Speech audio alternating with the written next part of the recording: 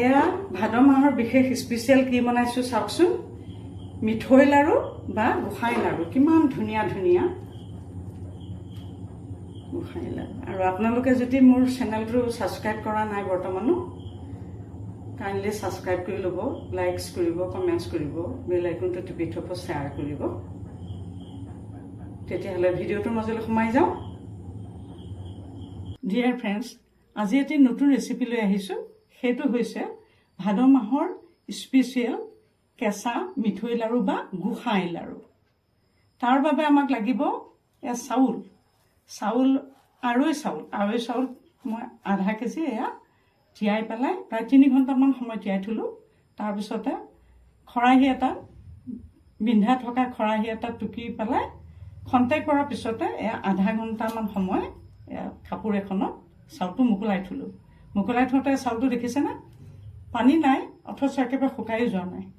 এটা এনেকুৱা পৰ্যায়ত আছে, পানী অকণো নাই কিন্তু শুকায়ো যোৱা নাই। তেনেকুৱা এটা সময়ত ৰাখি তাক মিক্সিত মই এতিয়া গুড়ি কৰিম। আৰু যিসকলৰ ঘৰত ঢেঁকী আছে তেখেতসকলে ঢেঁকীটো গুড়ি কৰিব পাৰিব।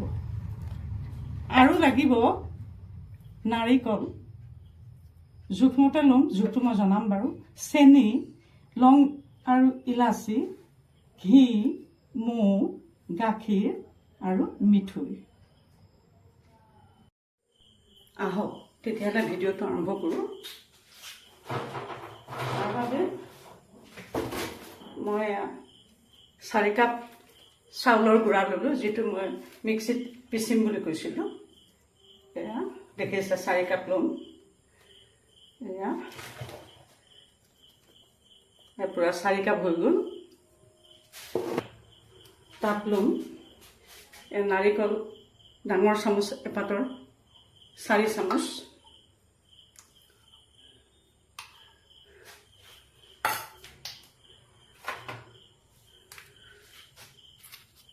চেনিও সমজোখাই ল'ম। এয়া দেখিছে 4 চামুচ ল'লোঁ। মৌ অকণমান দিলোঁ।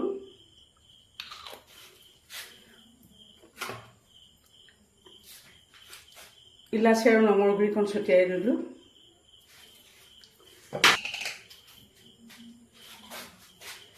ঘি ডাঙৰ চামুচৰ 4 চামুচ ল'লোঁ।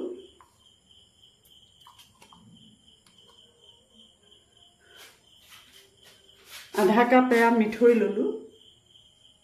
মিঠৈটো মিক্সিত মই মাৰি লৈছোঁ, নহ'লে টুকুৰা হৈ থাকিলে অকণমান লাড়ুটো বনাবলৈ অসুবিধা হয়। দিলোঁ।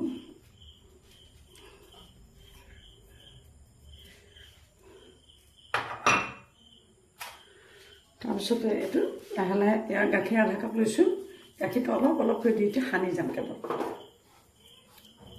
গাখীৰটো একেবাৰতে বেছি দি নিদিওঁ, জুলীয়া হৈ যাব পাৰে, সেইকাৰণে গাখীৰটো অলপ কমাই দি খুব মাঠিব লাগিব। খুব মাঠিলে বস্তুটো সুন্দৰ হৈ যাব। গোসাঁই লাড়ু বা কেঁচা মিঠৈ লাড়ু, যিটো ভাদ মাহত নামঘৰত দিলে আমি খাই বহুত ভাল পাওঁ। এয়া চাওক কি ধুনীয়া হৈছে। এয়া আৰু অকণমান সানি আৰু অকণমান গাখীৰ লাগিব। গোটেইটো গাখীৰ নালাগিব, সেইকাৰণে কমাই দিছোঁ। কাৰণ এই মিঠৈটো আৰু চেনিটো অলপ গোলাও যাবতো। এনেকৈ প্ৰায় 5 মিনিটমান সময় সানিব লাগিব। এয়া দেখিছে কি সুন্দৰ ডো প্ৰস্তুত হৈ গ'ল।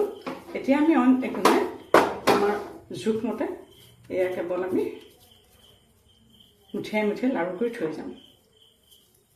এই লাড়ুটো আমি নামঘৰত খাবৰ কাৰণে কিমান আশাৰে বাট চাই থাকোঁ, গোসাঁই লাড়ুটো খাবৰ কাৰণে। আপুনি লাড়ুটোৰ জোখমতে আপোনাৰ নিজৰ জোখত কৰিব পাৰে, ডাঙৰো কৰিব পাৰে, সৰুও কৰিব পাৰে। আৰু বস্তুৰ পৰিমাণটো কৈছোঁৱে নহয়, 4 কাপত আধা কাপ চেনি, আধা কাপ মিঠৈ, ঠিক ঘিউ তেনেকৈ 4, নাৰিকলো 4। আৰু বস্তুৰ যদি পৰিমাণ বেছি লয় তেতিয়াহ'লে বস্তুটো অলপ বেছিকৈ দিব লাগিব। আৰু এয়া দেখিছে কি সুন্দৰ মিঠৈ লাড়ু প্ৰস্তুত হৈ গৈছে। এয়া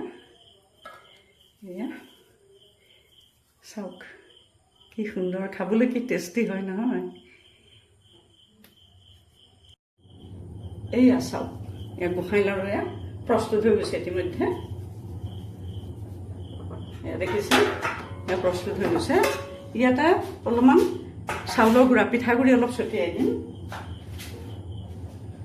ইয়াতে অলপ পিঠাগুড়ি ছটিয়াই দিম ছটিয়াই পেলাই থৈ দিম তেতিয়া মানে বস্তুটো টাইট হৈ যাব কেঁচা পিঠাগুড়ি কিন্তু দেই ভজা পিঠাগুড়ি নিদিব গোসাঁই লাড়ু কেঁচা লাড়ু যে